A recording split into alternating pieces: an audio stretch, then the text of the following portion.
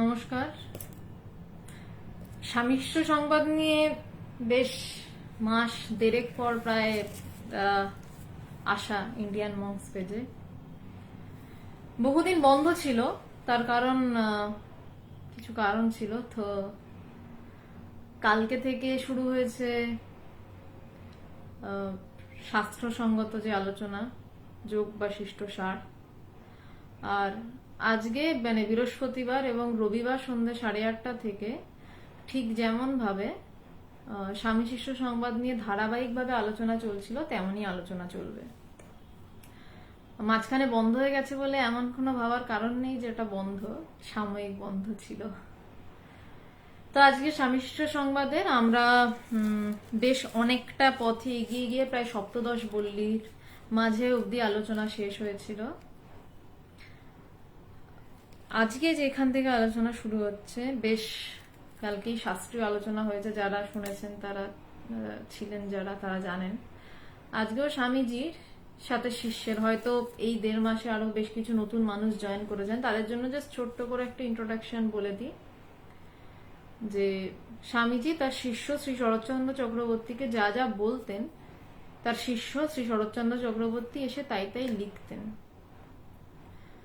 তো সেই বইটাই হচ্ছে স্বামী শিষ্য সংবাদ।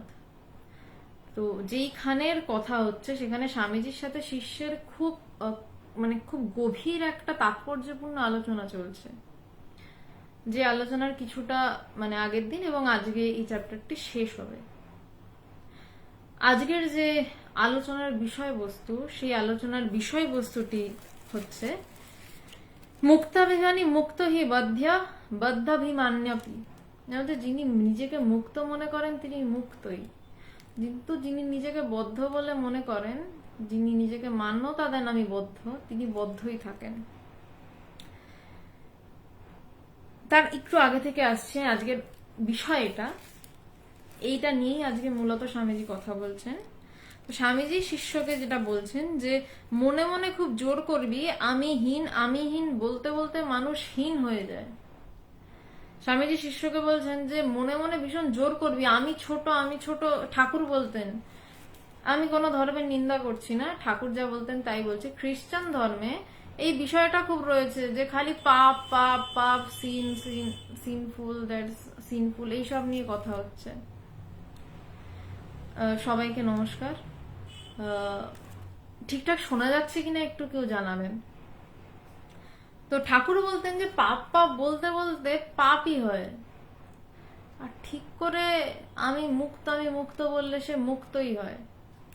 তো তাই বলছে যে যার, এবার স্বামীজি বলছেন যে শাস্ত্রকার তাই বলছেন মুক্তাভিমানী মুক্ত হি বদ্ধাভিমান্যপি কিম বদন্তিতি সত্যয়াং ইয়াহ মতি সা গতির ভবেত। আমি সংস্কৃতে একদম পণ্ডিত নই, আমার স্কুলেও সংস্কৃত ছিল না, আমার উচ্চারণ খুব একটা ভালো হবে না এটা একদম নিশ্চিত, মোটামুটি বুঝতে পারলেই হলো। এটার মানে যেটা স্বামীজি বলছেন যে যার মুক্ত অভিমান সর্বদা জাগরুক সেই মুক্ত হয়ে যায়, যেভাবে আমি বদ্ধ জানবি জন্মে জন্মে তার বন্ধন দশা। ধন্যবাদ, শোনা যাচ্ছে অশোক মাইতি বলছেন যে যার মুক্ত অভিমান সর্বদা জাগরুক, বলছে যে সবসময় জানে যে সে মুক্ত, সে স্বয়ং মুক্ত, সে কোনোদিনই বদ্ধ নয়, সে একদিন মুক্ত হবেই হবে। সে জানে, যদি সে মনে মনে বিশ্বাস করে আমি মুক্ত এই ভাবটা যদি রাখে। আমি যদি এখন ভাবতে থাকি একজন রাজার ছেলে, সে যদি নিজেকে সারাক্ষণ কি ভিখারি, আমি ভিখারিকে ছোট করছি না, সবাই পৃথিবীতে ভিখারি, সবাই চাইছি আমরা তার কাছে, বিভিন্ন জন বিভিন্ন ভাবে চাইছে, সবাই ভিখারি। আমি আপাত দৃষ্টিতে যারা ভিখারি, রাস্তায় দাঁড়িয়ে ভিক্ষা করেন, একজন রাজার ছেলে সে কি মনে মনে কিছুতেই ভাবতে পারবে আমি একটা ভিখারি? কিছুতেই পারবে না। আবার একটা যে ভিখারি, যে রাস্তার ধারে দাঁড়িয়ে ভিক্ষা করছে, সে কি কোনো মতে বারবার ভাবতে পারবে আমি রাজার ছেলে? ওই তেজ, ওই বল আসবে। কিন্তু ওই ভিখারির ছেলের সাথে যদি রাজার ছেলের বন্ধুত্ব হয়, এখানেও একটা টুইস্ট আছে, যদি ভিখারির ছেলের সাথে রাজার ছেলের বন্ধুত্ব হয় এবং রাজার ছেলের কাজকর্ম ভিখারির ছেলে অ্যাডাপ্ট করতে শুরু করে, সৈন্য চালনা করা, অস্ত্র শিক্ষা, তারপর বিভিন্ন শাস্ত্র শিক্ষা। রাজার ছেলের যা কাজ, ধরুন সে রাজার ছেলের বন্ধু হলো এবং রাজার ছেলের সাথে সাথে একসাথে সারাক্ষণ থাকছে, খাচ্ছে, শুচ্ছে, তাহলে কিন্তু একটা সময় তার মধ্যে আমিও রাজার ছেলের মতনই এমনই আসবে, এমনই তার মধ্যে ভাব প্লে করবে। তেমনি আমরা সবাই তো নিজেকে বদ্ধ বলেই জানি, এবং কেউ যদি এসে আমাদেরকে বলে যে বাবা তুমি বদ্ধ নও, তুমি মুক্ত, আমরা বলবো কি বলছেন, আমি তো বদ্ধ। আমার গুরুদেব ভগবানের গুরুদেব স্বামী পবিত্রানন্দজি, পবিত্রানন্দ মহারাজ খুব ভালো লিখতেন, দুর্ধর্ষ শাস্ত্রীয় সঙ্গীত গাইতেন, খুব এক জমিদার পরিবারের ছেলে ছিলেন উনি, ভগবানের গুরুদেবের কথা বলছি। পবিত্রানন্দ মহারাজ ভগবানকে যে চিঠিগুলি লিখতেন, সেই চিঠির মধ্যে একবার একটি কবিতা ছিল। সেই কবিতাতে লেখা ছিল, বদ্ধ অভিমানে মুক্তির কারণে নিজেই নিজের করো ধ্যানাদ বিচার, এই ধরনের কিছু একটা লাইন ছিল। মানে ওইখানে এই লাইনটা ছিল বদ্ধ অভিমানে মুক্তির কারণে। কিছুতেই যখন প্রথম পড়ছি লাইনটা বুঝতে পারছিলাম না কি বলতে চাইছেন। তারপর বুঝেছিলাম যে আমি বদ্ধ, এ এক ভয়ঙ্কর অভিমান, এ এক ভয়ঙ্কর বিশ্বাস। সেখানে আমি মুক্ত এটা বিশ্বাসই করতে পারি না, আমি চিরকাল মুক্ত আমি বিশ্বাসই করতে পারি না, আমি বদ্ধ, ব্যাস, দ্যাটস এনাফ। এটা বলুক আমি খুশি। আমাকে যদি কেউ এসে বলে যে তুমি জ্ঞান লাভ করতে পারো, আমি বলবো আজকালকার যুগে এসব হয় না, এসব স্বামী বিবেকানন্দরা পারতো। আজকের যুগে এসব কিছু হয় না, আজকের যুগে সব ভণ্ড। কিন্তু আমি তো অলরেডি জ্ঞানী হয়েই বসে রয়েছি, শুধু আমি বুঝতে পারি না, এটার প্রবলেম। আমি যে অলরেডি জ্ঞানী, আই এম অলরেডি দ্যাট, এটা যে আমি বুঝতে পারি না সেটা আমার সমস্যা, কিন্তু আমি তো হয়ে বসে রয়েছি। তাই এখানে বলছে যে যার মুক্ত অভিমান সর্বদা জাগরুক, আমি মুক্ত এটা যে বুঝতে পারছি। পবিত্রানন্দজি যে কথাটা ভগবানকে লিখেছিলেন যে বদ্ধ অভিমানে মুক্তির কারণে, যে বদ্ধটা কি না, তুমি অভিমান করছো। ভগবানকে তখন পবিত্রানন্দ মহারাজ চিঠির মাধ্যমে বেদান্তের সার কথাগুলো বলতেন, এবং ভগবানের তখন সাধন জীবন চলছে। ভগবান তখন আসামে গুয়াহাটিতে মালিগাঁও রেলের 56B কোয়ার্টারে রয়েছেন এবং সদ্য দীক্ষা নিয়ে ফিরেছেন, এবং খুব প্রথম দিকের চিঠিগুলোর মধ্যে ওই কবিতাটি ছিল। তো বলছেন যে তুমি বদ্ধ এইটা মনে করে তুমি মুক্ত হতে চাও। আমরা ধ্যান করি কেন? ধ্যান কাকে করি? যে ইষ্টকে ধ্যান করে মানে সে দ্বিতীয় কাউকে করছে, যে নিজের ধ্যান করে মানে যে অদ্বৈতবাদী, সে তো মানে নিজে মুক্ত হতে চাইছে, তাই সে ধ্যান করছে। খুব সুন্দর লিখেছিলেন, আমার দারুণ লেগেছিল কবিতাটা। বলছে বদ্ধ অভিমানে, তুমি নিজে বদ্ধ এটা তুমি বুঝছো, তাই জন্য তুমি মুক্তির কারণ খুঁজছো।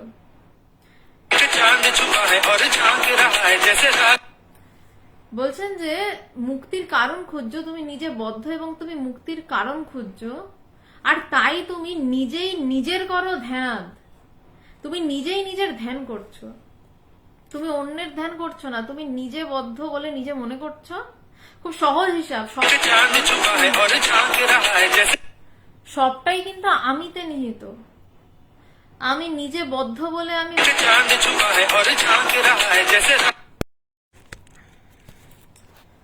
এক্সট্রিমলি সরি আর কি, এটা প্রচন্ড সমস্যা হয়েছিল। আচ্ছা, আমি কি আবার লাইভে আছি? কেউ একটু কনফার্ম করবেন প্লিজ। নীল কাইন্ডলি একটু কনফার্ম করুন। সায়ন্তনদা একটু কনফার্ম করো, আমি কি আদৌ লাইভে আছি এখন? আমি বুঝতে পারছি না। আমি আবার চালু করলাম লাইভটা। সায়ন্তনদা একটু কনফার্ম করো যদি তুমি থাকো এখনো।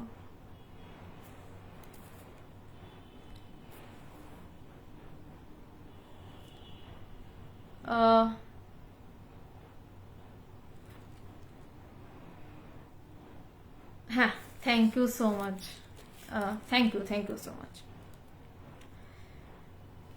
তো এবার স্বামীজি বলছেন যে যেভাবে আমি বদ্ধ জানবি, জন্মে জন্মে তার বন্ধন দশা, ঐহিক পারমার্থিক উভয় পক্ষে ওই কথা সত্য বলে জানবি। বলছেন যে যেভাবে আমি বদ্ধ, জানবি জন্মে জন্মে তার বন্ধন দশা, তার প্রত্যেক জন্মেই বন্ধন দশা, কারণ প্রত্যেকবারই তো সে জন্মাবে এবং ভাববে যে আমি বদ্ধ। তো যেই কবিতার লাইনটা বলছিলাম আমি, সেখানে প্রত্যেকটা কিন্তু আমি আমার সাথেই রিলেটেড। আমি নিজেকে বদ্ধ মনে করছি বলেই আমি আমি নিজেকে মুক্ত বলে প্রমাণ করার চেষ্টায় আমি নিজেই নিজের ধ্যান অনুষ্ঠান সম্পন্ন করছি। এখানে দ্বিতীয় কেউ কিন্তু এসে আমাকে বদ্ধ বানিয়ে দিচ্ছে না, আমাকে কেউ দড়ি দিয়ে বাঁধছে না, আমি নিজেই মনে করছি আমি বদ্ধ। তো তাই স্বামীজি বলছেন, নিজের ওই স্বামীজির সন্ন্যাসীর গীতিতে রয়েছে, নিজ হস্তে রজ্জু যাহে আকর্ষণ। হ্যাঁ, থ্যাংক ইউ শ্যামাশ্রী কাকিমা, সবাইকে ধন্যবাদ, আমি বুঝতে পেরেছি, আমি লাইভ আছি। যেখানে হচ্ছে যে সন্ন্যাসীর গীতি যেটা বলছিলাম, যে স্বামীজি বলছেন নিজ হস্তে রজ্জু যাহে আকর্ষণ, ছেড়ে দাও রজ্জু, বলো ওম তৎসৎ ওম। আমরা কিন্তু নিজেই ধরে রেখেছি আমি আমি বদ্ধ, আমি কি অত পারি, আমি কি ঈশ্বর লাভ করতে পারবো, আমি কি নিজেকে জানতে পারবো। আরে পারবে বলেই তো বলা হচ্ছে, পারবে বলেই তো কথাগুলো শোনা যাচ্ছে।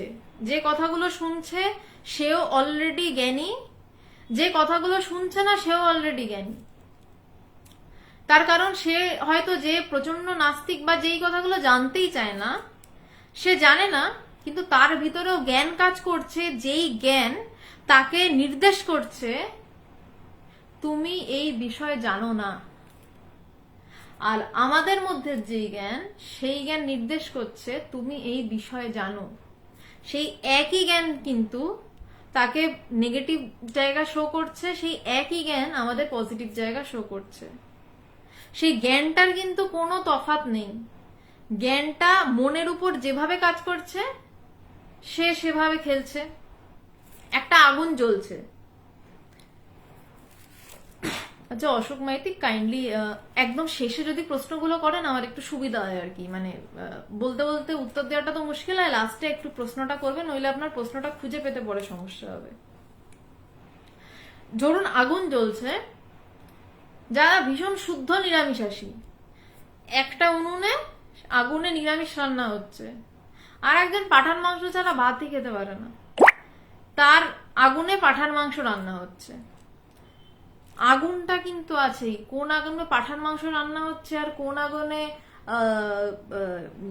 নিরামিষ রান্না হচ্ছে, ঠাকুরের ভোগ রান্না হচ্ছে, আর কোন আগুনে আমিষ রান্না হচ্ছে, সেটা কিন্তু যে খাবে তার উপর। আগুনের কিন্তু কোনো সমস্যা নেই, একই আগুনের তাপে আগুনের তাপ কিন্তু একই রকম ভাবে রান্না হচ্ছে। সে আগুনের তাপ কখনো কমছে কখনো বাড়ছে, সেটা আলাদা বিষয়। তেমনি জ্ঞান কিন্তু সসংবেদ্য, জ্ঞান সবসময় ভিতরে জ্বলছে, আমি জানি ছাই আমি না জানি। একটা পিঁপড়ের মধ্যেও সেই জ্ঞান কাজ করছে। আপনি পিঁপড়ের গায়ে হাত দিলে পিঁপড়ে আপনাকে হুল ফুটিয়ে দিচ্ছে, আপনি বললেন ন্যাচারাল ইনস্টিংক্ট, কিন্তু ইনস্টিংক্টটার পিছনে কে রয়েছে? এই যে আমার তাৎক্ষণিক প্রতিক্রিয়া, এই প্রতিক্রিয়ার জন্য আপনি হরমোনাল ব্যালেন্সের কথা আমাকে বলতেই পারেন। হ্যাঁ, আমি ফার্মাসি স্টুডেন্ট, আমি নিউরো সায়েন্স অনেক কিছু নিয়ে, হ্যাঁ আমি এটা নিয়ে কথা বলতেই পারি, কিন্তু তারপরেও আমি দেখেছি, পিছাতে পিছাতে আমি দেখেছি যে ইনস্টিংক্টটা উঠছে কোথা থেকে, সেই জায়গাটার খোঁজ কিন্তু আজ অব্দি কোনো বইতে লেখা নেই। ওই ইনস্টিংক্টটা উঠছে যেখান থেকে, বৃত্তির, যে আমায় কামড়াতে হবে, এই ইনস্টিংক্টের আগে যদি একটু মনের দিকে গভীরে তাকাতে পারেন, তাহলে দেখবেন আপনাদের একটা চিন্তা ওঠারও আগে হাজার রকমের বিষয় তৈরি হয় ভিতরে। তারও আগে চিন্তাটা তো স্থূল একটা আকার নিয়ে নিল, শেপ নিয়ে নিল, তারও আগে বৃত্তিরও আগে আরো নানা কিছু। মনের ভেতর যদি ডুব দেওয়া যায়, মাথা খারাপ হয়ে যায় যে এটা আমার মন, আমি এটাকে চিনিই নি তো এতদিন। বলতে সেই সব পেরিয়ে ওই স্বামীজি খুব সুন্দর এই কথাটা বলেছিলেন যে যারা অদ্বৈতবাদের পথিক, বলছেন তারা উজান পথের পথিক। বলছে কি না, একটা প্রবল গতিশীল সমুদ্র, সেই সমুদ্রের ঢেউগুলোকে বুক দিয়ে ঠেলতে ঠেলতে ঠেলতে ঠেলতে তার উৎসে যাওয়া।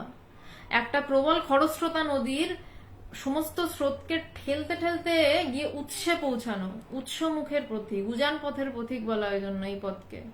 যখনই সেই উজান পথের পথিক কেন, আর স্রোতস্বিনী নদীটা কি না আমারই চিন্তা, চিন্তা সরলেই তার আবির্ভাব, আর কিচ্ছু নয়।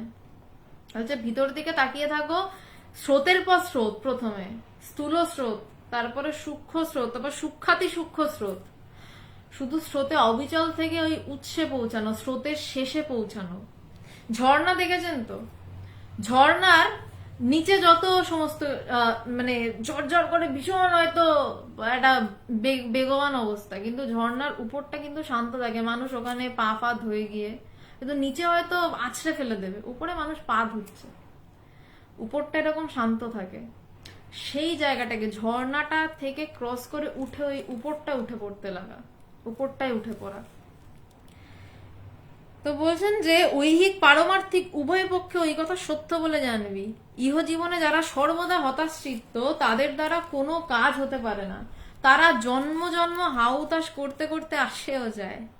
বলছে ইহ জীবনে যারা সর্বদা হতাশ্চিত্ত, যারা সর্বদাই ভাবছে আমার দ্বারা কিছু হবে না, আমার দ্বারা কিছু হবে না, বলছে তারা সারা জীবনই এরকম ভাবেই মরে যায়, আমার দ্বারা কিছু হবে না, আবার জন্মায়, এবং ন্যাচারালি আমার দ্বারা কিছু হবে না মানে তার জ্ঞানও হচ্ছে না, তার ব্রহ্মজ্ঞান লাভও হচ্ছে না, এবং ওই শঙ্করাচার্যের কথায় ফিরতে হবে, পুনরপি জন্মং পুনরপি মরণম পুনরপি মাতৃ জঠরে।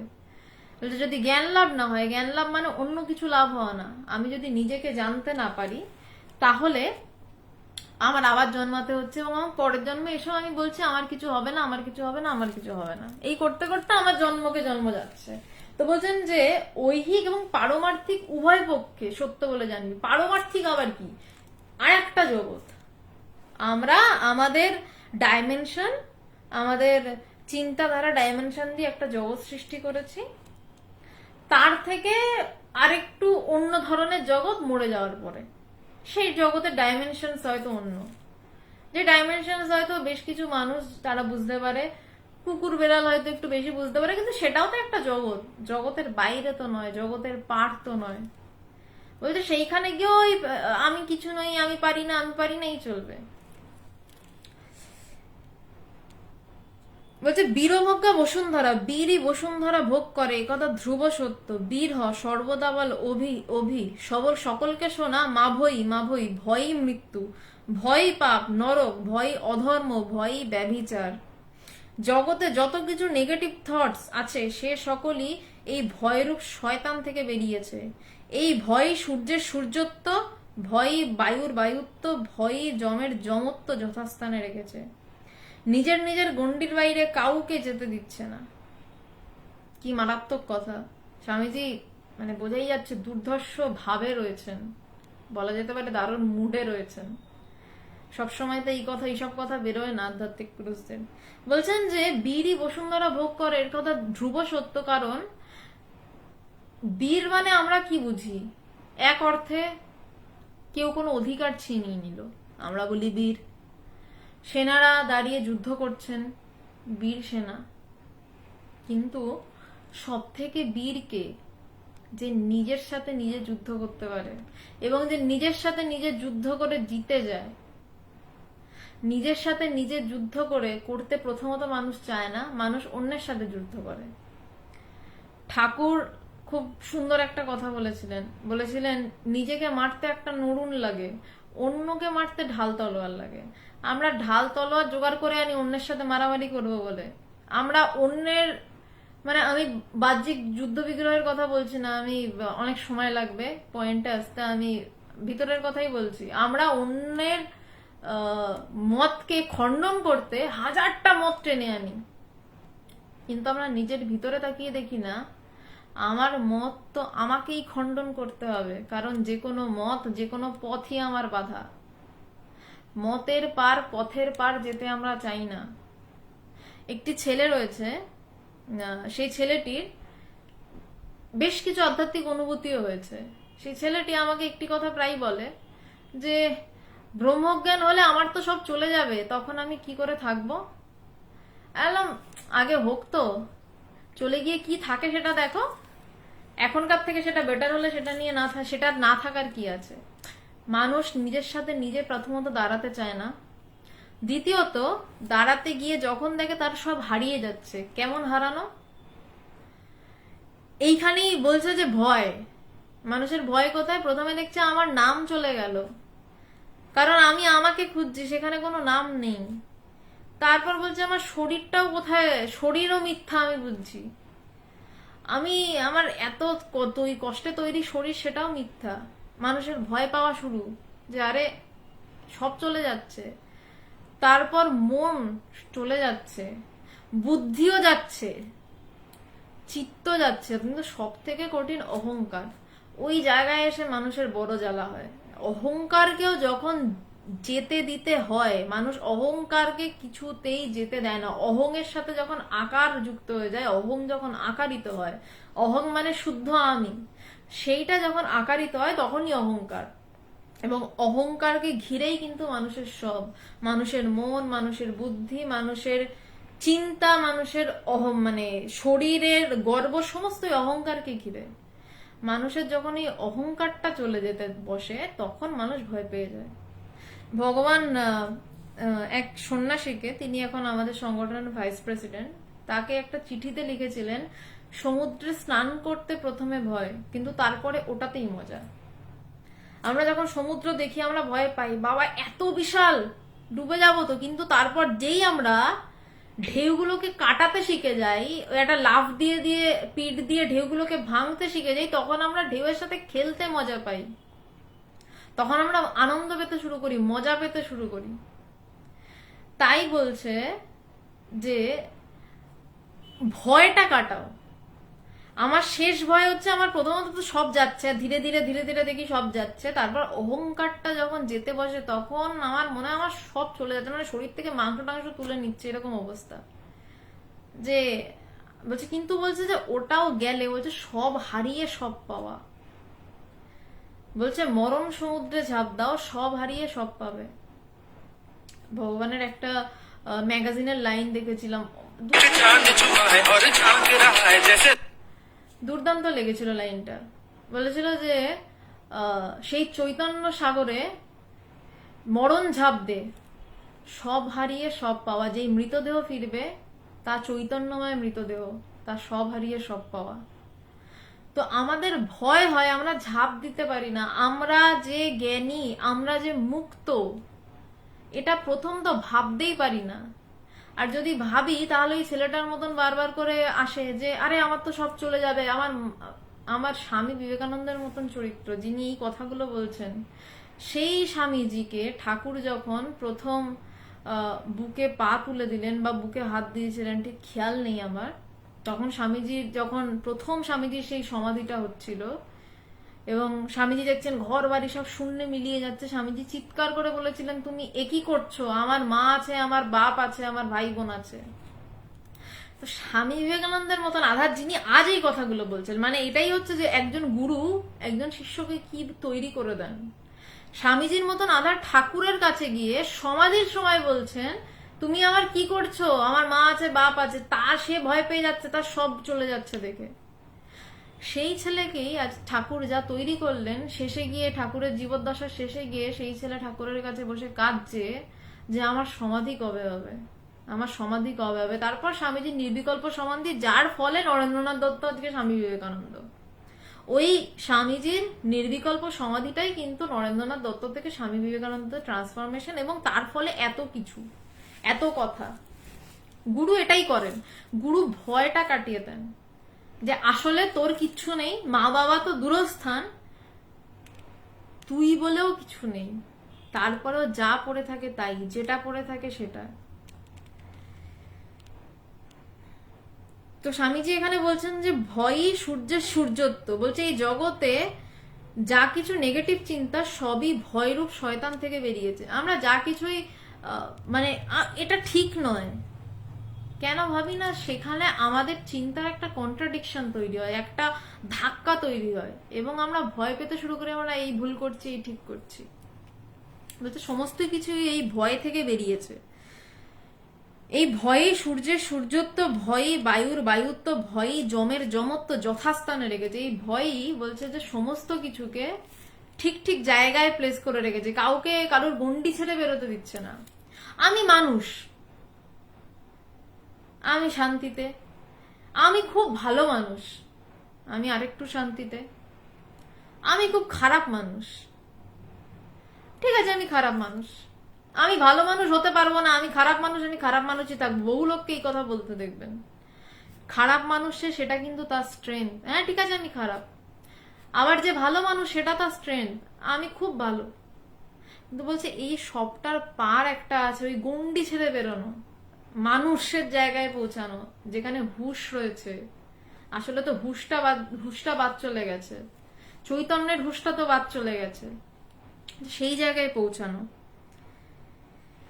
তাই শ্রুতি বলছেন ভয়াত সাগ্নিস্তপতি ভয়াত তপতি সূর্যা ভয়াদিনশ্চ চন্দ বায়ুশ্চ মৃত্যু ধাবতি পঞ্চমা। আবারও বলছি, আমি একদম সংস্কৃতের উচ্চারণে যাচ্ছে তাই কিছু মনে করবেন না, এটা আমার বিষয়ও নয়, আমি বিষয়টা বলছি।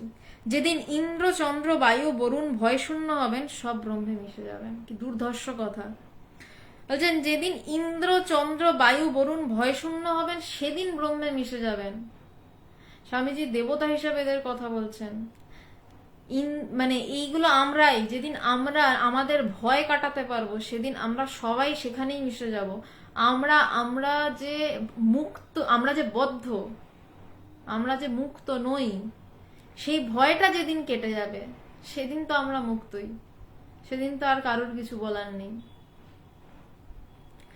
সৃষ্টিরূপ অধ্যাসের লয় সাধিত হবে, তাই বলি অভি বলছে সৃষ্টিরূপ অধ্যাস। কালকে থেকে একটা শাস্ত্র নিয়ে আলোচনা শুরু হয়েছে, যোগা বাশিষ্ঠ, সেই আলোচনায় আপনারা এই শব্দগুলো প্রচুর পাবেন আর কি। অধ্যাস, অধিষ্ঠান, এই শব্দগুলো এখানে কিছু কিছু আছে। অধ্যাস মানে হচ্ছে যেন দেখছি যেটা, অধিষ্ঠান মানে হচ্ছে আসল সত্য যেটা। এই জগৎকে একটা অধ্যাস রূপ বলা হয়। এগুলো বেদান্তের কিছু বিশেষ টার্মস আছে, শাস্ত্রীয় টার্মস রয়েছে। আমার মনে হয় যখন আপনারা শুনছেন এগুলো জানা, বলাটা আমার উচিত, আপনাদেরও শুনে রাখাটা ভালো। এই ব্রহ্মকে অধিষ্ঠান বলা হচ্ছে এবং আর বাকি যা কিছু সেই অধিষ্ঠানেরই অধ্যস্ত বলা হচ্ছে। তাই স্বামীজি বলছেন যে সৃষ্টিরূপ অধ্যাসের লয় সাধিত হবে। অধ্যাস যেন দেখা যাচ্ছে, যেমন একটা দড়ি পড়ে আছে, এই উদাহরণটা আগে বারবার দিয়েছি, এটা বেদান্তের উদাহরণ, ভবিষ্যতেও প্রচুরবার দেব। একটা দড়ি পড়ে আছে, আপনি বুঝলেন না, অন্ধকারে হাঁটছেন, একটা আলো আবছায়াতে হাঁটছেন, হঠাৎ দড়িটা দেখে সাপ সাপ বলে চিৎকার করে উঠলেন। আপনার ভিতরের যেই ভয়টা, আসল সাপ হলে যেই ভয়টা হতো তার থেকে কিন্তু কোনো অংশে কম নয়, কোনো অংশে অল্প নয়। আপনি সাপ সাপ বলে চিৎকার দিলেন এবং লাফিয়ে উঠলেন। এবার পাশ থেকে লোকজন ছুটে এলো, কোথায় সাপ? তখন কিন্তু আপনি কাছে গিয়ে দেখলেন ও সাপ নয়, এটা তো একটা দড়ি। এই যে সাপ নয় দড়ি, এইটাকেই বলা হচ্ছে অধ্যাস। সাপের অধ্যাসটা হচ্ছে দড়ি। সাপ, এটা আমি উদাহরণ দিচ্ছি, কিন্তু অধিষ্ঠান হচ্ছে সাপ, যেটাকে আপনি সত্য বলে জানছিলেন, কিন্তু দেখা গেল ওটা সাপ নয়। তেমনি অধিষ্ঠান হচ্ছে আপনি স্বরূপত ব্রহ্ম, কিন্তু আপনি নিজেকে মানুষ ভেবে হাজার দুঃখ কষ্ট ভোগ করছেন। আমার এই কাজ, আমার সেই কাজ, আমাকে মেয়ের বিয়ে দিতে হবে, আমাকে ছেলের বিয়ে দিতে হবে, আমাকে চাকরি করতে হবে, এত কিছু ভেবে এত দুঃখ পাচ্ছেন। বলছেন যদি এই ভয়টা কাটায়, এই ভয়টা যদি যায়, যেই মুহূর্তে আমাকে গুরু এসে চিনিয়ে দিল, ওরে দেখ, ঠিক করে দেখ, এটা সাপ নয়, এটা দড়ি, তারপরে আর একটা স্টেজ আছে। দড়িটা একটু ফু দিলে দেখা যায় কিছু ছাইটাই পড়ে আছে, যেন দড়ির মতন দেখাচ্ছে, ছাইটা উড়ে যায়। সেখানে ব্রহ্মবিজ্ঞানী, ওই গুরু যখন দেখাচ্ছে দেখ এটা সাপ নয় দড়ি, তারা ব্রহ্মজ্ঞানী। আর যখন ফু দিল সব উড়ে গেল, দড়িও আর নেই, দেখা গেল ছাই কিছু একটা ছিল, দড়িও আর নেই, কিছুই নেই, যা ছিল তাই। তারা ব্রহ্মবিজ্ঞানী, তারা ব্রহ্মবিদ বরিষ্ঠ, যতদূর মনে পড়ছে ব্রহ্মবিদ বরিষ্ঠ তাদেরকে বলা হয়। তো বলছেন সৃষ্টিরূপ অধ্যাসের লয় সাধিত হবে। সৃষ্টিরূপ অধ্যাস মানে ব্রহ্ম আছে বলি আমরা, ব্রহ্মের আলোতে আমরা সৃষ্টিটাকে যেন দেখতে পাচ্ছি। বলছে সেদিনই লয় সাধিত হবে, যেদিন ভয় কাটবে, যেদিন আমরা বদ্ধ এই ভয় কাটবে, আমরা মুক্ত হতে পারি এই ভয়টাই, এটাই আসল ভয়। আমরা মুক্ত হয়ে যেতে পারি, হয়ে গেলে বাবা কি হবে, তখন আমার কি হবে, আমি মুক্ত হয়ে গেলে কি করব। বলছে এই ভয় যেদিনকে কাটবে সেদিনকে সৃষ্টিরূপ অধ্যাসের লয় সাধিত হবে। তাই বলি অভি অভি, অভিক মানে নির্ভীক। বলিতে বলিতে স্বামীজির সেই নীলোৎপল নয়ন প্রান্ত যেন অরুণ রাগে রঞ্জিত হইয়াছে, যেন অভিমূর্তিমান হইয়া স্বামীরূপে শিষ্যের সম্মুখে সশরীরে অবস্থান করিতেছেন। শিষ্য সেই অভয় মূর্তি দর্শন করিয়া মনে মনে ভাবিতে লাগিল, আশ্চর্য, এই মহাপুরুষের কাছে থাকিলে এবং কথা শুনিলে মৃত্যু ভয়ও যেন কোথায় পলায়ন করে। স্বামীজি এই কথাগুলো বলছেন এবং বলতে বলতে স্বামীজির মধ্যে তো সেই ভাবই প্লে করছে, নইলে স্বামীজি বলতেন কিভাবে। বলছেন যে সেই কথা বলতে বলতে স্বামীজিকে দেখে যেন মনে হচ্ছে স্বয়ং মানে স্বয়ং নির্ভীক রূপ যেন সামনে দাঁড়িয়ে রয়েছে। এবং ভাবলেন, এবং শিষ্যের ওই যে বলছিলাম না একটা ভিখারি রাজার বন্ধু হলো, তারপর সেও একটা সময় ভাবতে বাধ্য হয়, হ্যাঁ আমিও রাজার ছেলের মতন। শিষ্য কিন্তু নিজেকে বদ্ধই ভাবে, কিন্তু স্বামীজির এই কথা, এই রাজার ছেলের সাথে মিশতে মিশতে শিষ্য কি ভাবছে, বলছে আশ্চর্য, এই মহাপুরুষের কাছে থাকিলে এবং কথা শুনিলে মৃত্যু ভয়ও যেন কোথায় পলায়ন করে। শিষ্যের কাছে মৃত্যু ভয় রয়েছে। মৃত্যু ভয় একমাত্র তখনই যায় যখন কারোর জ্ঞান লাভ হয়, যখন কারোর ব্রহ্মজ্ঞান লাভ হয়, যখন তার কাছে ভিতর থেকে পরিষ্কার হয়ে যায় আমি জন্মাইনি তো, মরা তো দূরস্থান, মরতে যাব কোন দুঃখে, আগে জন্ম তো হোক, তারপর তো মরার বিষয়। আদি অনন্ত কাল ধরে আমি একমাত্র বর্তমান। কিন্তু এই শিষ্যের কিন্তু তখনও ব্রহ্মজ্ঞান হয়নি, পরে অবশ্যই হয়েছিল, কিন্তু এই সময়েও হয়নি। কিন্তু সে রাজার ছেলের সাথে রয়েছে, স্বামী বিবেকানন্দের সাথে এই কথা বলছে, তার কি মনে হচ্ছে, বলছে মৃত্যু ভয়ও যেন কোথায় পলায়ন করে। স্বামীজি আবার বলিতে লাগিলেন, এই দেহ ধারণ করে কত সুখ দুঃখে, কত সম্পদ বিপদের তরঙ্গে আলোড়িত হবি, কিন্তু জানবি ওসব মুহূর্তকাল স্থায়ী। যারা গৃহস্থরা শুনছেন তাদের জন্য বড় কার্যকরী কথা। বলছেন যে এই দেহ ধারণ করে কত সুখ দুঃখে, দেহটা নিয়েই প্রথমত সুখ দুঃখ, আমি আর সুখ দুঃখে যাচ্ছি না। আজ শরীরের এই হচ্ছে, কাল শরীরের ওই হচ্ছে, এ তো চলতেই থাকে। বলছে এই দেহ ধারণ করেই কত সুখ দুঃখ, কত সম্পদ বিপদের তরঙ্গে আলোড়িত হইবি। এরপর আসছে আবার সম্পদ, নাম যশ সম্পদ অর্থ অনেক কিছু আসছে, চাকরি বাকরি। বলছে এই সবের তরঙ্গেই কিন্তু আলোড়িত হবি। আমি আলোড়িত হবি মানে কি, আমি লাফালাফি করি না, আমার মন লাফালাফি করে। আমার একবার এইটা চাই, আমার একবার সেইটা চাই, আমার একবার শরীরের এই সমস্যা, আমার একবার শরীরের ওই সমস্যা, শরীরের সমস্যা কাটলে শুধু আমাকে এই জিনিসটা কিনতে হবে, ওই জিনিসটা কেনা হলে মনে হয় আমাকে সেই জিনিসটা কিনতে হবে।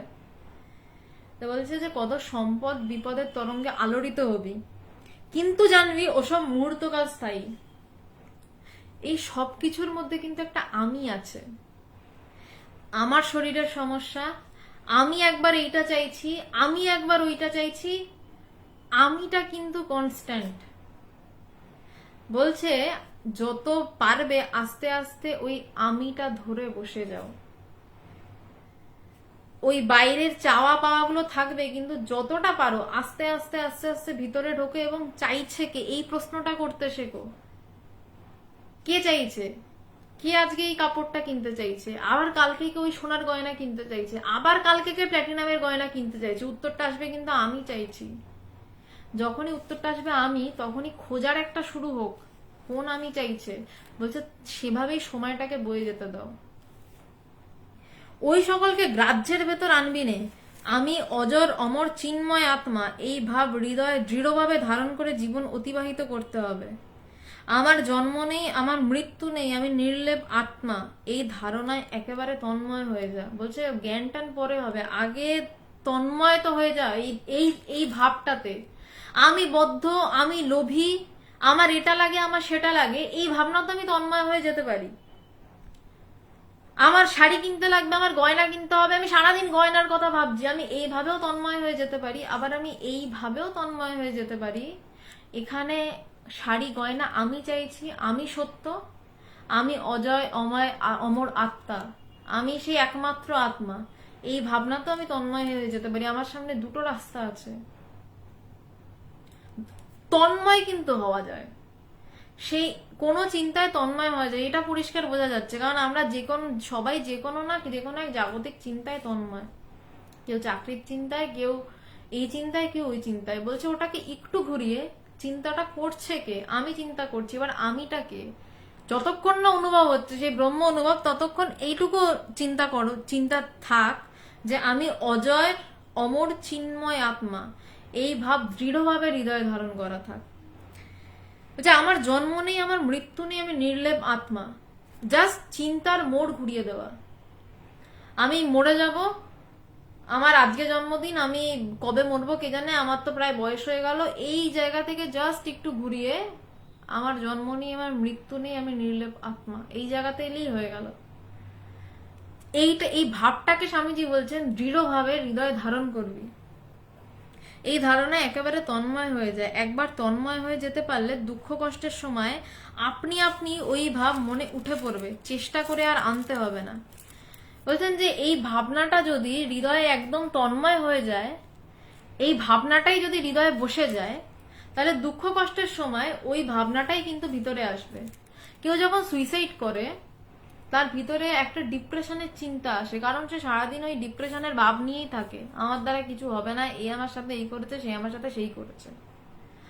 কিন্তু বলছে যদি সবসময় ভিতরে এইটা ভাবো, ব্রহ্মজ্ঞান নয় হলো না এখনো, কিন্তু সারাক্ষণ ধরো ভিতরে এইটা চলছে যে আমি আত্মা, আমি নির্লেপ আত্মা, আমার সাথে কারুর কোনো সম্পর্ক নেই, আমি সেই অজর অমর আত্মা। তাহলে বলছে দুঃখের সময় আপনি ভিতর থেকে ওই চিন্তাটা উঠে আসবে। আর নয়তো কি, আমার দুঃখের সময় ভিতর থেকে এই চিন্তা উঠে আসবে, আমার দ্বারা কিছু হলো না, আমি একটা বেকার লোক। কোন চিন্তাটা ভালো? আমার সামনে একটা উঁচু রাস্তা আছে, আমি সেই চিন্তাটা চাইবো আমার দুঃখের সময় উঠে আসুক, নাকি একটা নিচু চিন্তা আমার দুঃখের সময় উঠে আসুক? নিশ্চয়ই চাইবো আমার উঁচু চিন্তাটা উঠে আসুক। আমার যদি দুঃখের সময় এটা ভিতরে আসে যে আমার কারোর সাথে যোগাযোগ নেই, আমার কিচ্ছু নেই, আমি অজর আমার আত্মা, আমি একাই রয়েছি, সেইটা আমাকে যা শক্তি দেবে। আর আমি তো কিছুই পারি না, আমি একটা বেকার, আমার দ্বারা কিছুই হবে না। তফাৎ বুঝতেই পারছেন। এই জন্যই স্বামীজিদের দরকার, এই জন্যই মহাপুরুষদের দরকার, এই জন্যই ব্রহ্মজ্ঞানীদের দরকার, আর কিছু নয়। এই যে সেদিন বৈদ্যনাথ দেওঘরে প্রিয় মুখুজ্জের বাড়ি গিয়েছিলুম, সেখানে এমন হাঁপ ধরল যে প্রাণ যায়।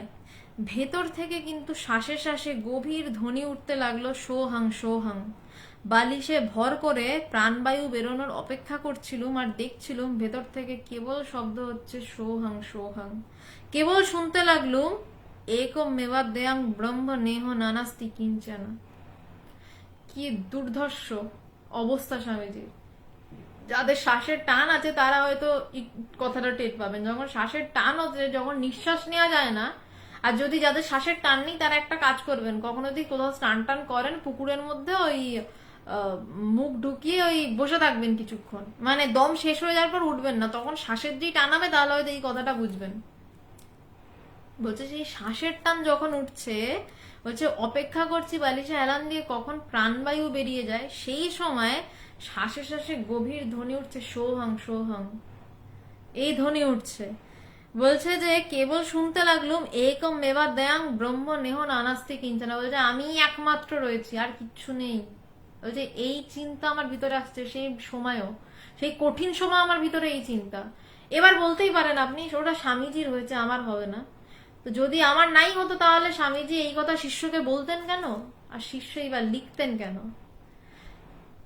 স্বামীজিকে আদর্শ বানিয়ে দেয়ালে টাঙিয়ে দেবেন না, এটা একটা রিকোয়েস্ট। স্বামীজিকে জীবনে নিয়ে আসুন। এই জিনিস স্বামীজির হয়েছে, তার আগে ভারতবর্ষের প্রচুর প্রাচীন মুনি ঋষিদের হয়েছে, স্বামীজির হয়েছে, এখনো হয়। এখনো এই অবস্থা আমি দেখেছি, আমার গুরুদেব ভগবানকে দেখেছি শরীরের কষ্টে ছটফট করছেন, কোনোদিন একটা কথা বলতে শুনিনি। একদিনকে আমার মনে আছে একটা খুব সুন্দর কথা, শুনলে গল্প মনে হবে, আমার এখন গল্প মনে হয়। খুব ভয়ঙ্কর একটা দিন ছিল সেদিন। ভগবানের প্রচন্ড শরীর খারাপ এবং খুবই একটা খারাপ অবস্থা। ভগবান সেদিনকে আমাদের যে মহিলা আশ্রম নিউ ব্যারাকপুরে মৈত্রেয়ী ভবন, সেখানে ভগবান ছিলেন। তো ভগবানের এত খারাপ অবস্থা, তো আমাদের এক মাতাজি ভগবানকে প্রশ্ন করলেন যে ওই অবস্থাটা থেকে একটু মন সরানোর জন্য, কিন্তু ভগবানকে একবারও ওই শরীরের কষ্টে আমি বলতে দেখিনি শরীরের কষ্ট ঠিক করে দাও। ভগবান চুপচাপ শুয়ে রয়েছেন এবং ভগবানকে প্রশ্ন করা হয়েছিল যে ভগবান বাদ দাও সবকিছু, তুমি আমাদেরকে বলো আমরা কি করব, তুমি কি চাও আমাদের থেকে, এক মাতাজি প্রশ্ন করেছিলেন। তখন ভগবান ওই শরীর খারাপের মধ্যে উত্তর দিচ্ছেন, আমি চাই তোদের সবার ব্রহ্মজ্ঞান হোক। আমরা না জাস্ট ছিটকে পড়েছিলাম যে এই মানুষটা শরীরের অবস্থা এই রকম, এত কষ্ট পাচ্ছে, সেই অবস্থায় সে বলছে আমি চাই তোদের সবার ব্রহ্মজ্ঞান হোক। তো তার ভিতরে যেটা সবসময় চলে তো তাই হবে। স্বামীজির হয়েছে বলে আর কারোর হয়নি তা নয়, তার মাঝে হয়তো অনেকের হয়েছে। আমি নিজে চোখের সামনে ভগবানকে দেখেছি তাই বলছি। ভবিষ্যতে ভগবানের যারা শিষ্য রয়েছে, যারা ভগবানকে এই অবস্থাতে আমরা দেখেছি, হয়তো ভবিষ্যতে তার কৃপাতে কিছু হয়তো কিঞ্চিত কিছু হয়তো হতেও পারে। অ্যাটলিস্ট তার কৃপাতে মনে হয় না শরীর খারাপের সময় ঠিক করে দাও বলে কান্নাকাটি করব বলে আশা করতে পারি এখনো অবধি। পরে কি হবে তো জানি না। তো স্বামীজির সেদিন হয়েছে, সেটা আজকে আমাদের প্রত্যেকের হতে পারে যদি আমরা চাই, যদি সেভাবে আমরা চাই। নীল, এটা কবেকার ঘটনা ভগবানের শরীর খারাপ? এটা অনেক বছর আগের, বছর 3-4 আগের ঘটনা এটা আমি বললাম। শিষ্য স্তম্ভিত হইয়া বলিল, মহাশয় আপনার সঙ্গে কথা কহিলে, আপনার অনুভূতি সকল শুনিলে শাস্ত্র পাঠের আর প্রয়োজন হয় না। এটা হচ্ছে আসল কথা।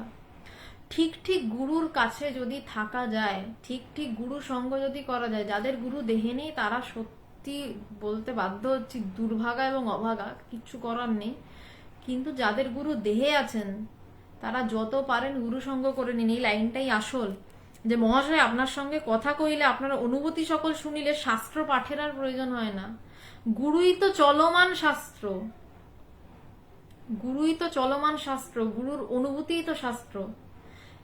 আর গুরুর পাশে থাকলে কিছু পড়ার দরকার হয় না, এমনি সব তরে যায়, উদ্ধার হয়ে যায়। আমরা সত্যি ভাগ্যবান, আমরা ভগবানের পাশে মানে যতটুকু তিনি সুযোগ দেন পাশে পাশে থাকতে পারি, তার সমস্ত কিছু দেখতে পারি। তো শিষ্য স্তম্ভিতই এটা বললেন, স্বামীজি না রে, শাস্ত্র পড়তে হয়, জ্ঞান লাভের জন্য শাস্ত্রপাঠ একান্ত প্রয়োজন, আমি মঠে শীঘ্রই ক্লাস খুলছি। এবার স্বামীজি চটপট নিজেকে ঢাকছেন আর কি, বলছেন যে না রে, শাস্ত্র পড়তে হয়, জ্ঞান লাভের জন্য শাস্ত্রপাঠ একান্ত প্রয়োজন, আমি মঠে শীঘ্রই ক্লাস খুলছি, বেদ উপনিষদ গীতা ভাগবত পড়া হবে, অষ্টাধ্যায়ী পড়াবো। স্বামীজি ভীষণ পণ্ডিত ছিলেন, স্বামীজি ব্যাকরণে ভীষণ পণ্ডিত ছিলেন, সংস্কৃত অনর্গল বলতে পারতেন। তো স্বামীজি মঠে ক্লাস খোলার চিন্তা করছেন, যেটা এখন যতদূর সম্ভব ব্রহ্মচারীদের যেই ক্লাস হয় সেই ক্লাসের কথাই স্বামীজি বলছেন, সাধুদের জন্য যে ক্লাস। শিষ্য এবার একটু নিচের কথা হচ্ছে, একটু স্তর নেমেছে। শিষ্য বলছেন, আপনি কি অষ্টাধ্যায়ী পানিনি পড়িয়াছেন? একটা বই রয়েছে, এরকম একটা মোটকা বই, বইটি কিনেছিলাম, তো কেনার পরে ব্যাকরণের অবস্থা দেখে প্রণাম করে রেখে দিয়েছি। কারণ সেই ক্লাস 10-এ অনেক কষ্টে ব্যাকরণ শেষ করেছিলাম, তারপর সায়েন্সে ঢুকে গেছি, ব্যাকরণকে নমস্কার করে, অত ব্যাকরণ দেখে মাথা ঠিক থাকেনি, তো আমার দ্বারা সংস্কৃত হয়ও নি, ভবিষ্যতে হবে কিনা জানি না। সেই অষ্টাধ্যায়ী পাণিনির কথা বলছেন। স্বামীজি যখন জয়পুরে ছিল তখন এক মহা বৈয়াকরণের সঙ্গে দেখা হয়, তার কাছে ব্যাকরণ পড়তে ইচ্ছা হলো। ব্যাকরণে মহাপণ্ডিত হলেও তার অধ্যাপনার তত ক্ষমতা ছিল না। অনেকে নিজে অনেক বিশাল হতে পারেন কিন্তু মানে শেখাতে অতটা পারেন না। আমাকে প্রথম সূত্রের ভাষ্য 3 দিন ধরে বোঝালেন, তবুও আমি তার কিছু মাত্র ধারণা করতে পারলাম না। 4 দিনের দিন অধ্যাপক বিরক্ত হয়ে বললেন, স্বামীজি 3 দিনও আপনাকে প্রথম সূত্রের মর্ম বোঝাতে পারলাম না, আমার দ্বারা আপনার অধ্যাপনায় কোনো ফল হবে না বোধহয়। স্বামীজির মতন এত শ্রুতিধর মানে এত বুদ্ধিমান একজন, তাকে বোঝাচ্ছেন 3 দিন ধরে একটাই সূত্র, সেটা বুঝতে পারছেন না স্বামীজি। বলছে আমার দ্বারা মনে হচ্ছে হবে না। ওই কথা শুনে মনে তীব্র ভর্ৎসনা এলো। খুব দৃঢ় সংকল্প হয়ে প্রথম সূত্রের ভাষ্য নিজে নিজে পড়তে লাগলো। 3 ঘন্টার মধ্যে ওই সূত্রভাষ্যের অর্থ যেন করামল কবচ প্রত্যক্ষ হয়ে গেল। তারপর অধ্যাপকের কাছে গিয়ে সমস্ত ব্যাখ্যার তাৎপর্য কথায় কথায় বুঝিয়ে বলল। অধ্যাপক শুনে বললেন, আমি 3 দিন বুঝিয়ে যা করতে পারলাম না, আপনি 3 ঘন্টায় তার এরূপ চমৎকার ব্যাখ্যা কি রূপে উদ্ধার করলেন? শুনলে তাক লেগে যায়, সত্যি তাক লাগারই বিষয়। 3 দিন ধরে তাকে শিখিয়েছে, সে পারেনি, এবার সে সংকল্প করেছে আমি এটা এবার বুঝবো। এটা ব্রহ্মজ্ঞানী ছাড়া সম্ভব নয়। ব্রহ্মজ্ঞানীর ভিতরে সেই অমিত শক্তি থাকে, যেই শক্তিতে সব শক্তি আলোকিত, সে সেই শক্তিটাকে চেনে। সে ফিজিক্স, কেমিস্ট্রি, ম্যাথস এভাবে চেনে না। যেই বুদ্ধিতে মানুষ ফিজিক্সও বোঝে, কেমিস্ট্রিও বোঝে, ম্যাথামেটিক্সও বোঝে, সাহিত্যও বোঝে, সে সেই বুদ্ধিটাকে চেনে। তাই সে যদি সংকল্প করে কিছু চায় যে আমি বুঝবো, সে চট করে সেটা পারে। তো তাই স্বামীজি বলছেন যে এই সে অধ্যাপক শুনে বলছেন 3 দিন বুঝিয়ে আমি আপনাকে পারলাম না, আপনি 3 ঘন্টায় মাত্র কি করে করলেন। তারপর প্রতিদিন জোয়ারের জলের মতন অধ্যায়ের পর অধ্যায় পড়ে যেতে লাগলুম। মনের একাগ্রতা থাকলে সময়ে সব সিদ্ধ হয়, সুমেরু চূর্ণ করতে পারা যায়। স্বামীজি বলছেন মনের একাগ্রতা থাকলে মানে ওই যেটা দিয়ে সব জানা সেটার উপর যদি দখল থাকে আমার, আমি মাটি দিয়ে দুর্গা মূর্তিও করি, অসুরও করি, নিংটি ইঁদুরও করি, গণেশও করি, আমি মাটিটাকে চিনি। বলছে যদি মাটিটা চেনা যায় তাহলে দুর্গা মূর্তিও হয়, অসুরও হয়, নিংটি ইঁদুরও হয়। বলছে যে যদি মনের একাগ্রতা থাকে, একাগ্রতা আসে ওই ব্রহ্ম জ্ঞানের শক্তি থেকে। তার আগে যে একাগ্রতা ওটাও একাগ্রতা, কিন্তু আরো গভীর, আরো গভীর। মনের পুরো শক্তি ইউজেস তখনই হয়। বলছে যদি একাগ্রতা থাকে তাহলে সব সিদ্ধ হয়, সুমেরু চূর্ণ করতে পারা যায়। শিষ্য মহাশয় আপনার সবই অদ্ভুত। স্বামীজি অদ্ভুত বলে বিশেষ একটা কিছু নেই। এই প্যারাগ্রাফটা খুব ইম্পর্টেন্ট এবং অনেক রাত হয়ে গেছে, এটাই লাস্ট, আজকে এইখানে চ্যাপ্টার শেষ হচ্ছে। এটা খুব ইম্পর্টেন্ট প্যারাগ্রাফ, এটা শুনবেন মন দিয়ে। শিষ্য বলছেন মহাশয় আপনার সবই অদ্ভুত, একটা কল্পলোকের কিছু বলে চালিয়ে দিতে চাইছেন। মানুষের এটাই স্বভাব। স্বামীজি অদ্ভুত বলে বিশেষ একটা কিছু নেই, অজ্ঞানতাই অন্ধকার, তাতেই সব ঢেকে রেখে অদ্ভুত দেখায়। আচ্ছা যেটা আমরা জানি না আমরা সেটাকে অদ্ভুত বলি, যেটা জানি সেটাকে আমরা অদ্ভুত বলি না, সেটা আমাদের চেনা। বলছে জ্ঞানালোকে সব উদ্ভিন্ন হলে কিছুরই আর অদ্ভুতত্ব থাকে না, এমন যে অঘটন ঘটন পটীয়সী মায়া তাও লুকিয়ে যায়। তা যাকে জানলে সব জানা যায়, তাকে জান, তার কথা ভাব, সে আত্মা প্রত্যক্ষ হলে শাস্ত্রার্থ করামল কবচ প্রত্যক্ষ হবে। করামল কবচ মানে একদম ঝকঝক করবে। বলছে যে একদম মানে একদম মুঠোতে ধরতে পারছি। একটা আমলকিকে আমরা মুঠোর মধ্যে একদম জাপটে ধরি, হস্তধৃত আমলকি ফলের মতন জ্ঞান লাভ, এটা একটা কথা রয়েছে। বলছে সেই রকম। বলছে যে যাকে জানলে সব জানা যায় তাকে জান, তাহলে শাস্ত্রার্থ, শাস্ত্রের যে অর্থ, আমি শুধু শাস্ত্র পড়ে যাচ্ছি, 2 রকম বোঝা হয়। একটা আমি পড়ছি, আপনি বুদ্ধি দিয়ে বুঝছেন, আমি যা বলছি আপনি বুদ্ধি দিয়ে বুঝছেন। আর একটা বোঝা হয় সেই অনুভূতি হলে বা কখনো কখনো কিছু অনুভব হলে, আমি কিছু হয়তো ব্রহ্মবাক্য বলছি, আপনি সেটা শুনে হাসতে শুরু করলেন, একদম ভিতর থেকে আসি। বলছে যে সেই শাস্ত্রার্থ, শাস্ত্রের অর্থ করমল কবচ প্রত্যক্ষ হয়। প্রত্যক্ষ করতে হবে, শুনে প্রচুর শাস্ত্র পড়ে পণ্ডিত হয়ে লাভ নেই। বলছে সেই শাস্ত্রের অর্থটা বুঝতে হবে। কিভাবে সংসার চালাবো না চালাবো আমি এই তত্ত্ব বলতে আসিনি কখনো, আমি বলতে চাইও না। স্বামীজি যেই কথাটা বলছেন আমি আমার গুরুর থেকে সেটাই জেনেছি, আমি সেটাই বলি যে যে যাকে জানলে সব জানা যায়। বলছে সে তাকে জানলে এমন যে অঘটন ঘটন পটীয়সী মায়া, আমরা এই মায়ার জন্যই তো সব দেখছি, আমাদের মনের ওঠা পড়া। একটু ভালো করে ভেবে দেখবেন সমস্ত সমস্যার সৃষ্টি কিন্তু আমাদের মন নিয়েই। আমি আজকে একে এটা ভাবছি, কাল তাকে সেটা ভাবছি, তার মনের আমার মন নিয়ে কোনো সমস্যা হচ্ছে, বিভিন্ন মন নিয়েই কিন্তু সমস্যা।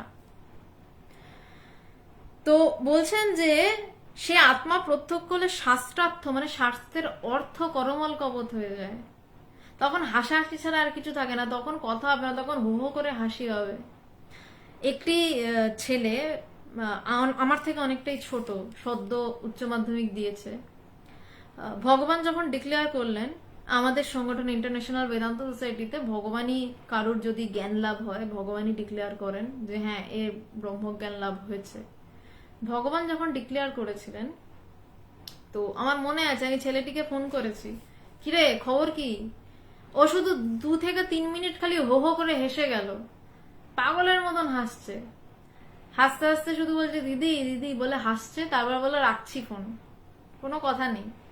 चांद छुपा है और झांक रहा है जैसे रात की। শুধু হেসে গেল এবং তারপর ফোনটা রেখে দিল। এটা তখন খালি হাসাহাসি হয়।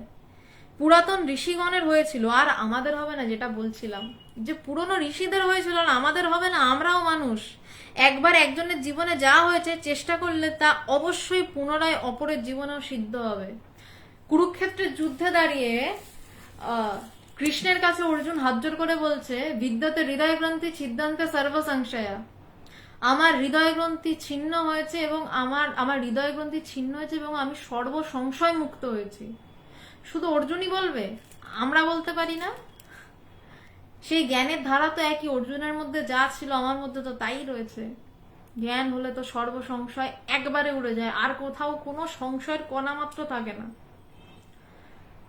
তো স্বামীজি সেটাই বলছেন, যে পুরাতন স্বামীজির সময়ও সেই কথা নিশ্চয়ই ছিল। আর যেই কথা যে স্বামীজির সময় হয়েছে এখন হবে না, তো স্বামীজির সময় ছিল আগেকার দিনের ঋষিরা হয়েছে, এখন হবে না। তো স্বামীজি সেটা বলছেন যে পুরাতন ঋষিগণের হয়েছিল, আর আমাদের হবে না? আমরাও মানুষ। একবার একজনের জীবনে যা হয়েছে, চেষ্টা করলে তা অবশ্যই পুনরায় অপরের জীবনেও সিদ্ধ হবে। বলছে একবার একজনের জীবনে যা হয়েছে, চেষ্টা করলে, এখানে একটা কথা আছে, চেষ্টা করলে ব্রহ্মজ্ঞান ভীষণ সহজ, যদি গুরু কৃপা থাকে অবশ্যই। আর যদি চেষ্টা না থাকে, হবে না ব্রহ্মজ্ঞান। হাজার গুরু কৃপা, শাস্ত্র কৃপা, হাজার কিছু করুক, আত্মকৃপা যদি না থাকে, হবে না ব্রহ্মজ্ঞান। আত্মকৃপা মোস্ট ইম্পর্টেন্ট। গুরু কৃপা করে ভরিয়ে দিলেও আত্মকৃপা ছাড়া জ্ঞান লাভ অসম্ভব ব্যাপার। আমার মনে আছে, আমি ভগবানকে যখনই প্রশ্ন করতাম, ভগবান কবে হবে, কবে হবে, ভগবান বলতো তুই চেষ্টা করলে হবে। চেষ্টা করলে, এই চেষ্টা শব্দটা বড় ইম্পর্টেন্ট। ওই চেষ্টাটাই আমার আত্মকৃপা। আমি কতটা চাই তাকে জানতে, আমি কতটা ডুবে যেতে চাই, আমি কতটা নিজেকে জানতে চাই। উপর উপর দিয়ে বলছি আমি চাই জানতে, কিন্তু আমার মন এটাতে ঘোরে, ওটাতে ঘোরে, সেটাতে ঘোরে। কিন্তু যখন আমি পাগলের মতন নিজেকে জানতে চাইবো, আমি নিজেকে জানতে পারবো। তখন গুরু কৃপা আমার উপর আসতে বাধ্য। যদি আমার আত্মকৃপা হয়, আমি যদি তাকে জানার জন্য পাগল হই, এই জগৎ সংসার আমার সামনে সব থালিতে সাজিয়ে দেয়, আমার সব সহায়ক বিষয়, যে তুমি জানো। এই জগৎ জাল ছেড়ে যে বেরোতে চায়, তাকে মহামায়া সাহায্য করে। কারণ সে মহামায়ার সামনেই মাথা নামায় যে আমি এবার বেরোতে চাই। তখন মহামায়ারই তো সব খেলা, তিনিই সব গুছিয়ে দেন যে এভাবে এবার জাল কেটে বেরো বাবা। এই আত্মা সর্বভূতে সমান, কেবল প্রতিভূতে তার বিকাশের তারতম্য আছে মাত্র। এই আত্মাকে বিকাশ করার চেষ্টা কর, দেখবি বুদ্ধি সব বিষয়ে প্রবেশ করবে। অনাত্মজ্ঞ পুরুষের বুদ্ধি একদেশদর্শিনী, আত্মজ্ঞ পুরুষের বুদ্ধি সর্বগ্রাসিনী। বলছে আত্মাকে বোধ করার চেষ্টা কর, দেখবি বুদ্ধি সব কিছুতে প্রবেশ করবে। আমার বুদ্ধি এই বিষয়ে প্রবেশ করলো মানে আমি জাগতিক বিষয়ে জানি না, আমি আধ্যাত্মিক বিষয়ে জানি, এমনটা নয়। যে আত্মজ্ঞ, যে ব্রহ্মজ্ঞ, সে যেমন আধ্যাত্মিক বিষয় জানে, সে তেমন জাগতিক বিষয় জানে। তার বুদ্ধি কেমন না, বলছে তার বুদ্ধি সর্বগ্রাসিনী। কারণ যা দিয়ে জানা, সে সেটাকেই তো জেনে ফেলেছে, সে সবকিছু জানতে পারে। আত্মার প্রকাশ হলে দেখবি দর্শন বিজ্ঞান সব আয়ত্ত হয়ে যাবে। দর্শন এবং বিজ্ঞান আপাত দৃষ্টিতে দুটো একদম আলাদা, একটা আর্টসের সাবজেক্ট, একটা সায়েন্সের সাবজেক্ট। কিন্তু বলছেন স্বামীজি যে আত্মার প্রকাশ হলে দেখবি, যদি সেই বুদ্ধির প্রকাশ হয়, তাহলে দেখবি দর্শন বিজ্ঞান সব আয়ত্ত হয়ে যাবে। সিংহ গর্জনে আত্মার মহিমা ঘোষণা কর, জীবকে অভয় দিয়ে বল উত্তিষ্ঠত জাগ্রত প্রাপ্য বরান নিবোধত। Arise awake and stop not till the goal is reached. যতদূর সম্ভব কঠোপনিষদের শ্লোক এটি, উত্তিষ্ঠত জাগ্রত প্রাপ্য বরা নিবোধত। এই শ্লোকটিকে এখন অনেকে মোটিভেশনাল শ্লোক হিসেবে ব্যবহার করেন। আমিও যখন জানতাম না, আমার ঘরে ক্লাস 7 থেকে ক্লাস 12 অব্দি দীর্ঘদিন একটি স্বামীজির ফটো ছিল এবং নিচে ওটা লেখা থাকতে arise awake and stop not till the goal is reached. আমি ভাবতাম বুঝি আমাকে বড় কিছু চাকরি বাকরি করতে টরতে হবে, কিন্তু আসলে এই কথাটা হচ্ছে যে উঠে দাঁড়ায় এবং যতদিন না ব্রহ্মজ্ঞান হয় ততদিন থামবি না। Stop not till the goal is reach. Goal মানে এ অর্থে আপনি ভাবতেই পারেন আপনার চাকরি, যদি আপনার সুবিধা হয় ভাবুন। কিন্তু এখানে স্বামীজি বলছেন যতদিন না নিজেকে ব্রহ্ম বলে বোধ করতে পারছো, ততদিন এই চেষ্টা ছেড়ো না। যে উঠে দাঁড়াও, জাগো, এবং এই চেষ্টা ততদিন ছেড়ো না যতদিন না নিজেকে ব্রহ্ম বলে বোধ করতে পারছো। আজকে এই অবধিই থাক। আপাতত। এরপর আপনাদের যদি কারোর কোনো প্রশ্ন থাকে এবার করুন, এবার আমি উত্তর দিতে পারবো। আচ্ছা, অশোক মাইতি, আপনি জানি না এখন আপনি লাইভে আছেন কিনা, আপনি আমাকে কিছু একটি প্রশ্ন করেছিলেন, আমি সেই প্রশ্নটি এখন খুঁজে পাচ্ছি না। কাইন্ডলি যদি এই প্রশ্নটি এখন করেন আমি দেখতে পাই আর কি, ব্যাকে ঠিক প্রশ্ন দেখা যায় না। আচ্ছা, নিমা চ্যাটার্জি, কিভাবে আপনার সাথে দেখা হবে জানাবেন, আমি বেলুর মঠের দীক্ষিত। আচ্ছা, নমস্কার নিমা চ্যাটার্জি, আমার সাথে দেখা হবে, আপনি মেসেঞ্জারে আমার সাথে কন্ট্যাক্ট করতে পারেন, বা এরপরে আমি আমাদের যে ফিমেল উইং এর যে নম্বর রয়েছে কলকাতা ইউনিটে, সেই নম্বরটা আমি আপনাকে কমেন্টে দিয়ে দেবো, আপনি একটু ফলো করবেন। ওই নম্বরটায় আপনি আমার সাথে যোগাযোগ করতে পারেন, অবশ্যই আপনার সাথে দেখা হবে কোনোদিন। বা আপনি আমাদের যে কোনো একটি আশ্রমেও আসতে পারেন। দক্ষিণ কলকাতায়, আমি জানি না আপনি কোথায় থাকেন, দক্ষিণ কলকাতায় আমাদের একটি আশ্রম রয়েছে, বেদান্ত আশ্রম। এবং উত্তর কলকাতার দিকে, উত্তর কলকাতা ঠিক বলা যায় না, বিরাটিতে, যেখানে ভগবান বেশিরভাগ সময় থাকেন, বিরাটি স্টেশনের কাছেই আশ্রম রয়েছে।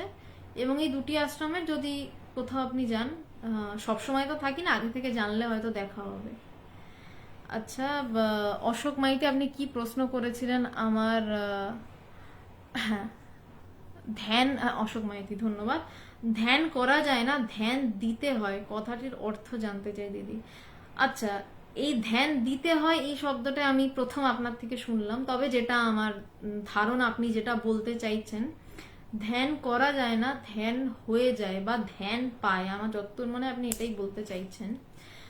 খুব সহজ একটা উদাহরণ দিলে হয়তো বুঝতে পারবেন।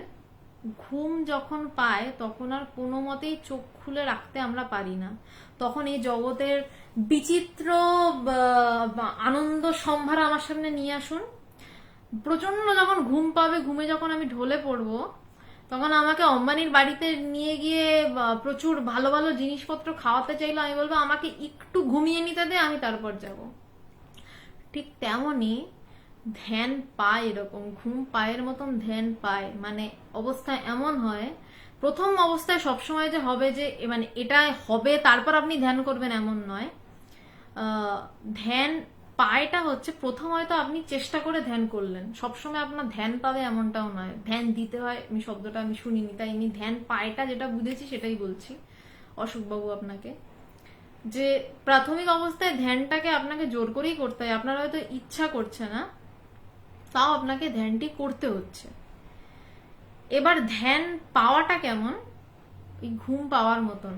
আপনি হয়তো প্রচন্ড কোলাহলের মধ্যে রয়েছেন, বন্ধুদের সাথে ছুটি আড্ডা দিচ্ছেন, হঠাৎ দেখবেন আপনার ভিতর থেকে একটা ভয়ঙ্কর টান আসছে এবং আপনি চোখ খোলা রাখতে পারছেন না, এবং আপনাকে সেই টানটা চোখ বন্ধ করে বসিয়ে দিতে বাধ্য করলো। এটাও এক প্রকার আধ্যাত্মিক অনুভব।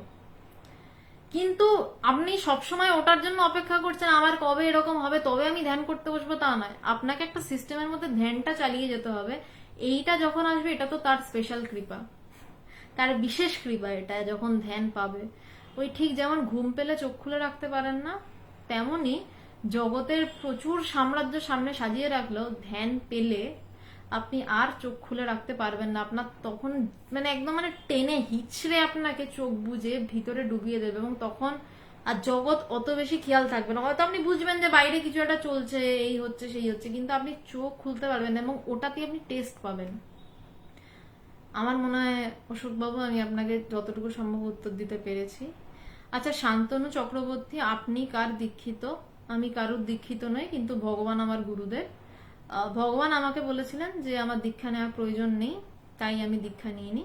ভগবান নিজেও আমাকে দীক্ষা দেননি, কিন্তু আমি ভগবানকেই গুরু বলে মনে করি। উনি আমার গুরু, উনি আমার ইষ্ট সব। আচ্ছা, আসলে ধ্যান কি? প্রসন্ন মৃধা। আচ্ছা, তার আগে নিমা চ্যাটার্জি বলছেন পিকনিক গার্ডেন, তাহলে আপনার জন্য লেক গার্ডেন্স বেদান্ত আশ্রমে আসাটাই সহজ হবে। পিকনিক গার্ডেন থেকে কয়েকদিন আগেই একজন এসেছিলেন, একজন রাখি চ্যাটার্জি বলে একজন, যাই হোক, উনি বোধহয় লাইভে আছেন বা নেই, আমি ঠিক জানি না। আপনি কাইন্ডলি নিমা চ্যাটার্জি আমাকে একটু পার্সোনালি ইনবক্স করবেন, আমি আপনাকে নম্বরটা দিয়ে দেবো, বা আমি আপনাকে কিছুক্ষণ পরে লাইভটা শেষ হলে কমেন্টে আমি এই ফোন নাম্বারটা দিয়ে দিচ্ছি। আর অ্যাকচুয়ালি আমার নম্বরটা মনে নেই আসলে, তাহলে আমি মুখে নম্বরটা বলে দিতে পারতাম। নম্বরটা মনে নেই, নম্বরটা দেখতে গেলে আমার মানে লাইফটা বন্ধ হয়ে যাবে। যারা নম্বর চাইছেন, শিখা গায়েন, আপনিও যে নম্বর চাইছেন, আমি আপনাকেও কমেন্টে দিয়ে দেবো, আপনি একটু দেখে নেবেন।